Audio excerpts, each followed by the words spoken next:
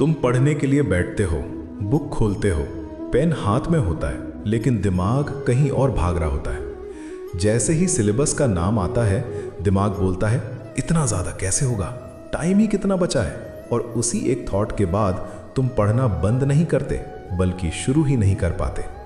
Book खुली रहती है पर आखिर लाइंस पे नहीं जाती। दिमाग में प्रेशर होता है और दिल में सिर्फ एक आवाज़, मुझसे नहीं होगा। एक सेकंड रुक जाओ, मैं तुमसे सीधी सी बात करना चाहता हूँ। प्रॉब्लम ये नहीं है कि सिलेबस ज़्यादा है, प्रॉब्लम ये है कि तुम उसको एक साथ देख रहे हो। तुम बुक खोलते ही पूरा सिलेबस इमेजिन कर लेते हो, सारे चैप्टर्स, सारे सब्जेक्ट्स, और फिर दिमाग बोल देता है इतना कैसे होगा। सच ये है कि तुम पढ़ाई से नहीं भाग रहे, तुम उस प्रेशर से भाग रहे हो जो तुमने खुद अपने ऊपर डाल लिया है। और एक बात ध्यान से सुनो, जो चीज़ एक दिन में नहीं हो सकती, उसे 30 दिन का दुश्मन बना के मत रखो। तुम्हें पूरा सिलेबस आज नहीं जीतना, तुम्हें बस आज का काम करना है, सिर्फ आज, सिर्फ एक छोटा सा स्टेप। और जब तुम एक छोटा स्टेप लेते हो ना, तो दिमाग को पहली बार लगता है अच्छा ये पॉसिबल है। अब सबसे पहला काम करते हैं, और ये सबसे इंपॉर्टेंट स्टेप है। जो तुम पूरा सिलेबस कह रहे हो ना, वो असल में एक इल्यूजन है। दिखने में बड़ा लगता है, पर जब तोड़ते हो तो समझ आता है कि वो डेली का काम ही होता है। सच ये है, रियल सिलेबस कभी पूरा नहीं होता। रियल सिलेबस होता है आज के 3-4 छोटे काम। अब एक एग्जाम्पल लो, फिजिक्स का एक चैप्टर।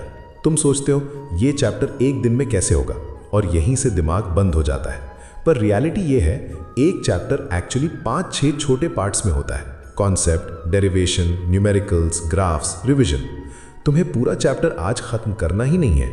आज तुम सिर्फ एक पार्ट उठाओ, बस एक। जैसे आज का काम सिर्फ कॉन्सेप्ट समझना, न्यूमेरिकल्स कल, रिविजन उसके बाद। और यहीं पे मैं तुमसे एक बात कहना चाहता हूँ, तुम्हें पूरा युद्ध जीतना जरूरी नहीं है, तुम्हें बस आज की लड़ाई जीतनी है। जिस दिन तुमने सिर्फ आज का काम जीत लिया ना, उसी दिन से सिलेबस का डर तुम्हारे ऊपर से उतरना शुरू हो जाता है। अब जब सिलेबस छोटा हो गया ना, तो अब इसको रखने के लिए एक सिंपल स्ट्रक्चर चाहिए।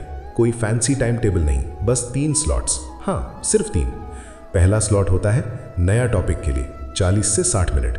इसमें सिर्फ समझने पे फोकस, परफेक्ट नोट्स नहीं, परफेक्ट कंसंट्रेशन। दूसरा स्लॉट रिवीजन या न्यूमेरिकल्स, जो कल या परसों पढ़ा था उसको थोड़ा और स्ट्रॉन्ग बनाना। तीसरा स्लॉट जो सब अवॉइड करते हैं, वीक टॉपिक या बैकलॉग, वही चीज़ जो देखते ही मन भागता है। अब ध्यान से सुनो, तुम्हें 6 घंटे पढ़ना ज़रूरी नहीं है, तुम्हें बस 3 ऑनेस्ट स्लॉट्स चाहिए।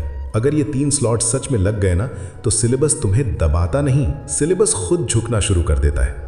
और सबसे अच्छी बात क्या है, अगर किसी दिन सिर्फ 2 स्लॉट्स हुए तो भी ठीक है, कल तीसरा लगा लेना। कंसिस्टेंसी प्रेशर से नहीं आती, क्लैरिटी से आती है। अब एक सवाल, तुम पढ़ने बैठते हो लेकिन दिमाग जम क्यों जाता है? सच बोलूं, तुम इस वक्त पढ़ाई से नहीं लड़ रहे, तुम लड़ रहे हो रिजल्ट के डर से, पेरेंट्स के प्रेशर से, और दूसरों से कंपैरिजन से। मार्क्स का ख्याल आता है, फेल हो गया तो माँ बाप को क्या मुंह दिखाऊंगा, बाकी सब आगे निकल गए। और इतने सारे थॉट्स एक साथ आ जाते हैं कि दिमाग कहता है बस रहने दो। यहीं पे मैं तुमसे एक बात कहना चाहता हूँ, ध्यान से सुनना। तुम रिजल्ट का बोझ छोड़ दो, वो तुम्हारे हाथ में नहीं है, पर कर्म का नियंत्रण वो पूरी तरह तुम्हारे हाथ में है। तुम आज क्या पढ़ते हो, कितनी ईमानदारी से पढ़ते हो, ये तुम डिसाइड कर सकते हो। अब एक छोटा सा प्रैक्टिकल रूल है, जब भी पढ़ाई का प्रेशर आए, 30 मिनट का टारगेट मत बनाओ, एक चैप्टर का भी मत बनाओ, सिर्फ 10 मिनट का प्रॉमिस करो, बस 10 मिनट बैठना है। गोल पढ़ना नहीं है, गोल सिर्फ शुरू करना है। अक्सर होता क्या है, 10 मिनट के बाद दिमाग धीरे धीरे खुलने लगता है, और जो काम इम्पॉसिबल लग रहा था वो पॉसिबल लगने लगता है। फ्रीज तब टूटता है जब तुम प्रेशर कम कर देते हो और एक्शन थोड़ा सा शुरू कर देते हो। अब एक सच बोलता हूँ, और शायद ये थोड़ा कड़वा लगे, पर ये ज़रूरी है। लास्ट 30-40 दिन में 100% सिलेबस कंप्लीट करने का प्रेशर मत लो। ये प्रेशर तुम्हें आगे नहीं बढ़ाता, ये तुम्हें फ्रीज करता है। सच ये है, बोर्ड्स जीतने के लिए हर चीज़ पढ़ना ज़रूरी नहीं होता।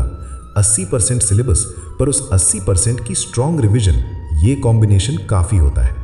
जो चैप्टर्स तुम समझ चुके हो उनको बार बार रिवाइज करो, उनसे क्वेश्चंस बनते हैं, कॉन्फिडेंस वहाँ से आता है।